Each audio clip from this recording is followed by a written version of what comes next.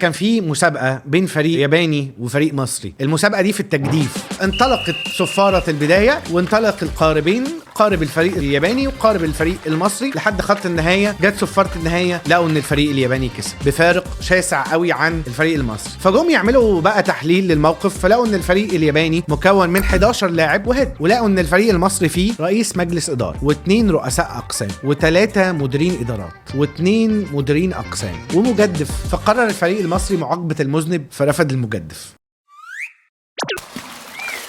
خلصت القصة. ما ينفعش يكون انا شركة فيها 15 واحد قاعدين في الشركة، هم بيعملوا بلاننج وبيعملوا بروموشن وبيعملوا وعندي واحد بس في الفيلد، وهو مش هيجيب نتيجة. المفروض لما بستارت اب بزنس كلنا نبقى ان فيلد، كلنا نبقى تحت. فانت بتعمل استراكشر في التيم بتاعك وانت بتبدا لازم تفكر في الناس اللي تحت. طبعا لازم تفكر في الناس اللي فوق اللي بيعملوا بالبلان والاستراكشر، بس اهم في الناس اللي في الحرب. هو مين اللي بيحارب؟ واحد بس عجبها هنخسر يا بيه، هناخد على وشنا. سلام عليكم. لو عجبك الكلام ده اعمل لي كومنتات هطلع لك تاني كل يوم.